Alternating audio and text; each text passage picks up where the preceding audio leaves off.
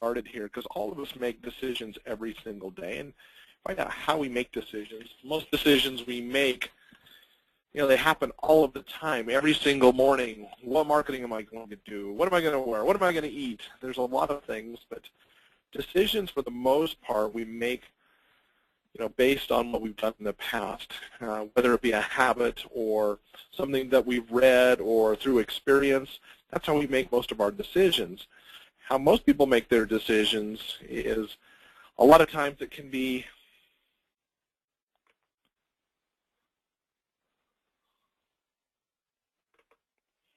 okay, somebody says they're having trouble with the access code here.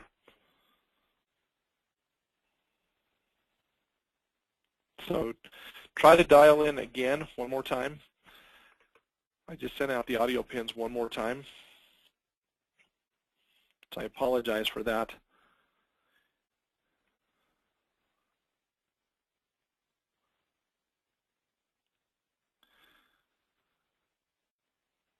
All right. Got half of you on and half of you aren't on. Try to dial in one more time. So how do people make decisions? A lot of people make decisions based on their history, the way things they've done before. A lot of people make them on emotion. A lot of people make decisions based on, random methods, like flipping a coin, cutting a deck of cards. Some people make decisions by accepting the first option that seems like it might achieve the result that they're actually looking for. Some people go to higher powers, prayer, maybe revelation or astrology, and some people just acquiesce to a person that seems to know more than them to help them make those decisions.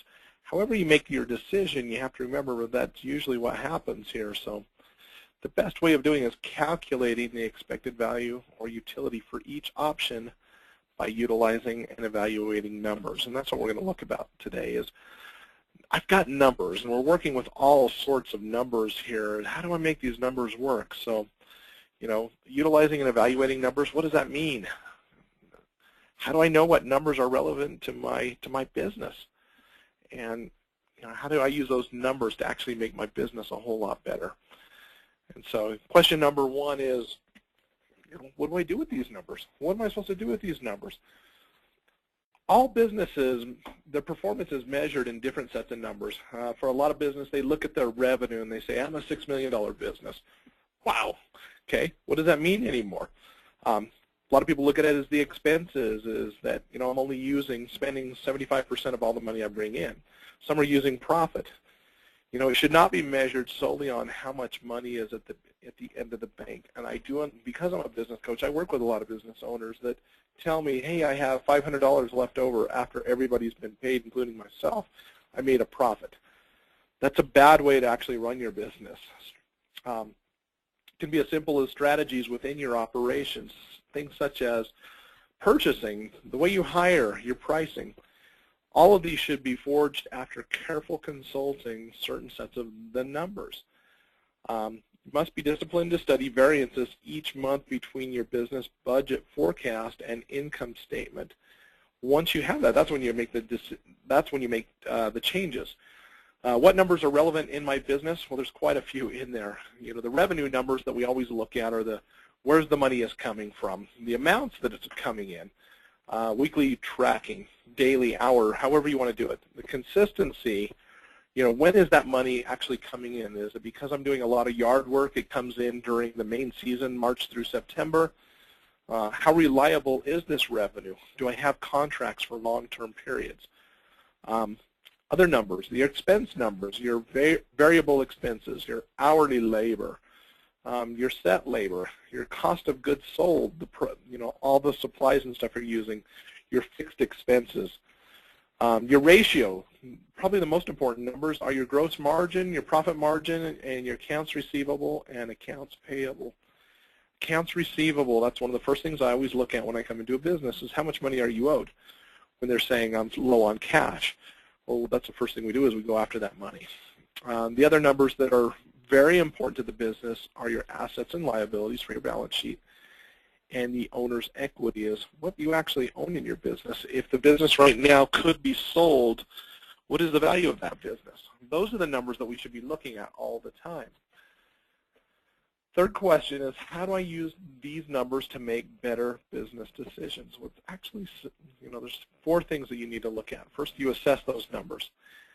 Figure out what issues or area may need attention. Things such as pricing, the cost controls, how long you're keeping your customers, the marketing that you're doing, is it actually working? So assess each of the numbers in your business. Second, diagnose it. Once you have them, determine what is the problem. What are the signs? What are the symptoms? Similar to like when you're going to a doctor. Are you cold? Are you hot? What's the temperature? By using all this data, diagnose what you have in front of you. Third is develop. Create a way to fix it. What's broken? Is it because I'm paying too much? Is it the guys are working too slow? Is it because I'm putting the jobs too far apart from each other so there's too much windshield time? What seems to be the remedy? What do I need to do? And the last one is get it done, implement it. Perform the required tasks that will lead your business to the correction of the diagnosed problems. Okay, so tell me what I've got to do. The first assignment, use the 3 Bs. First one, you got to have a budget for your business. That's the only way you know where you're at all the time, is you got to have that budget. Second part is benchmarking. Compare your actual performance or your future goals against industry standards, and those can be done against people that are in the same industry as you are, or they can be done like in Spectrum. They can actually do it against each other. Find out where you are in relation to your counterparts here. And the third of the B is the break-even analysis, is determining at what point each day, hour, week, month, at what point do I start making money? Where is that revenue point? Why is that important? If you know where your break-even is, you'll get there a whole lot faster. 90% of businesses don't know where their break-even point is. Okay, budgeting. We talked about budgeting is where do I get the data? The data simply is, these are the best places that most people get the data I put together is, your financial statements, reasonable projections that you could look at, industry trends, benchmarking. Why do I do it? Why do I need to make a budget? So you can set goals for your revenues. Find out, what are we capable of doing? Set parameters for your spending and anticipate profits. Because if you know that at a certain time of year I'm slow and I need to have $15,000 in the bank to make it through those 2 months, we've got to know that. That's the reason why you're having the budget. And how do I do it? How do I learn budgeting? You can do it through the corporate office. We have programs that allow you to do your own budget. You could hire someone on your own, or you could take your own QuickBooks class. So second is benchmarking. Benchmarking is that process of comparing your organization or company's performance to that of other organizations or other franchise using subjective criteria, the data that you're using in there, things like your key performance indicators, your profit margins, what you can sell your job for. Using benchmarking, we can determine who's doing the best in their particular business, who sets the standard, and what is that standard? Some people just don't even know that. Once we decide what we're going to benchmark and how to measure it, the object is to figure out how the winner got to be the best and determine what we have to do to get there.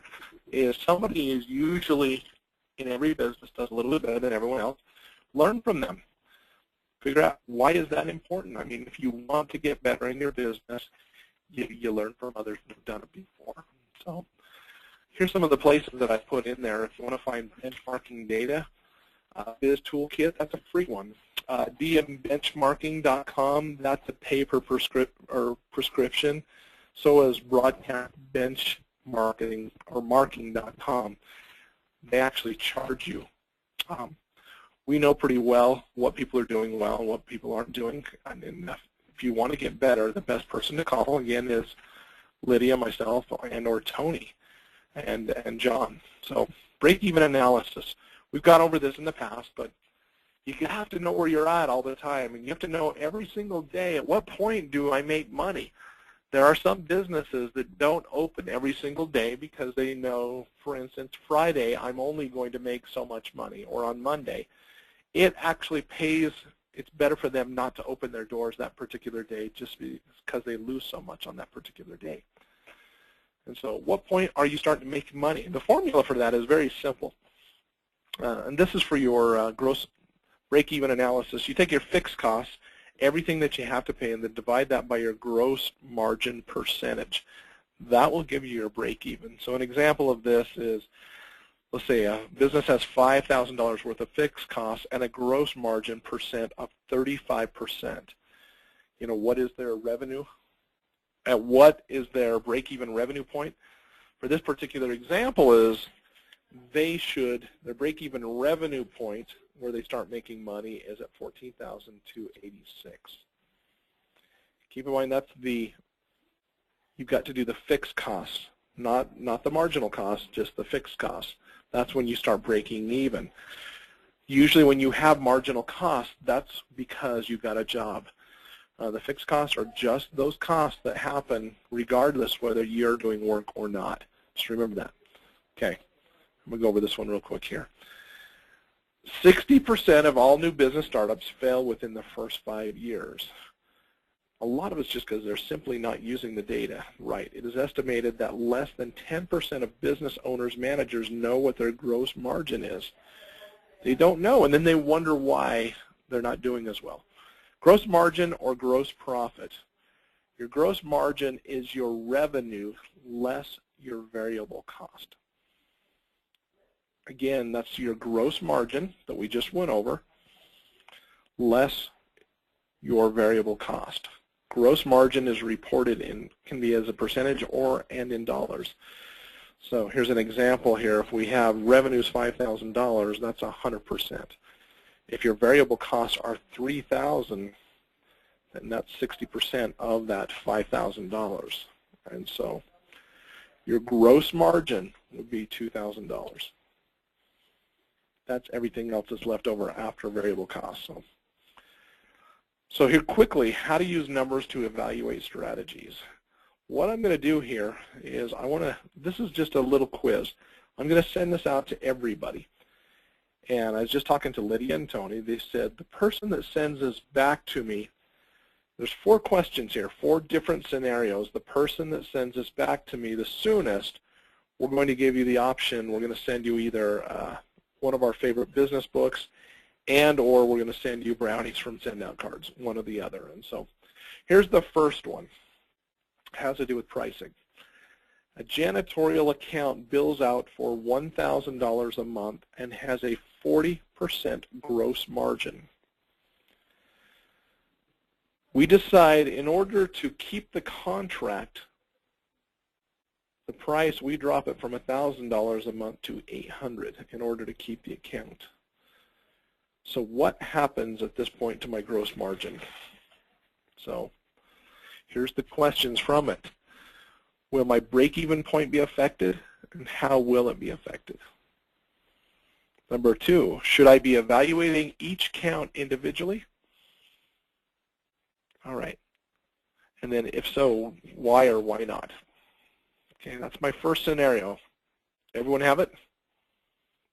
Okay, I'm going to move on to the second one.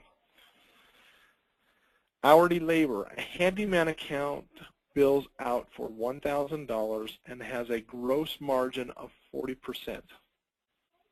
His labor cost is 35%. In order to save some money, I implement some cost-saving measures so my labor cost drops by 20%. How does that affect my gross margin on that account? And might this allow me to lower my price without giving up any profit margin? That's a yes or no. And will it affect my break-even point? Okay. Number 3. Those of you that send it in, I'm going to send you the answers immediately after here. Hiring. In order to generate more revenue, I want to hire a salesperson who will make $25,000 per year. Again, this is just for this exercise. And assume that there's no commission and there is no labor burden. It's just we're paying them $10.99, they're $25,000 a year. How do I calculate how much he or she has to sell to cover the cost of her salary? assume that the gross margin will be 40%. Now, what if I do pay her a commission as well? Where does that labor burden come into play?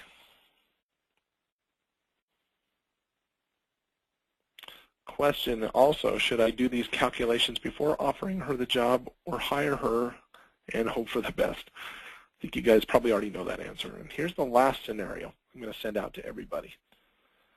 My new office. My spouse is tired of me working from the home, don't like the employees coming and going.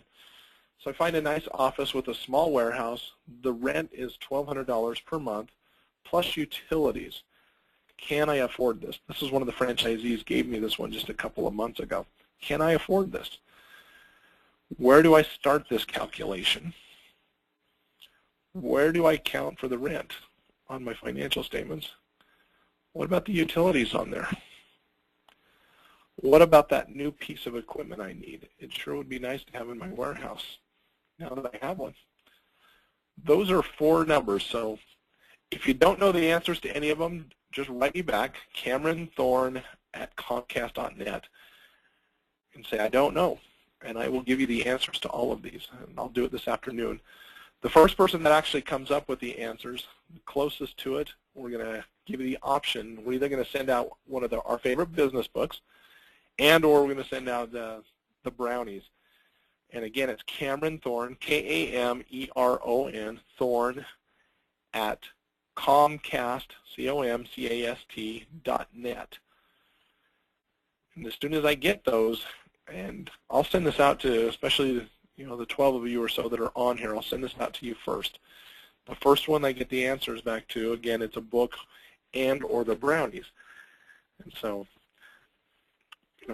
if any of these you have the question, you want to figure out how to implement them within your own business, just please give me a call and we'll schedule it. These are some of the things that we've been talking about with many of the franchisees.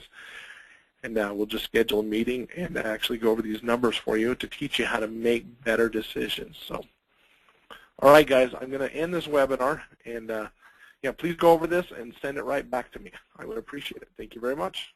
Have a great day. Thanks.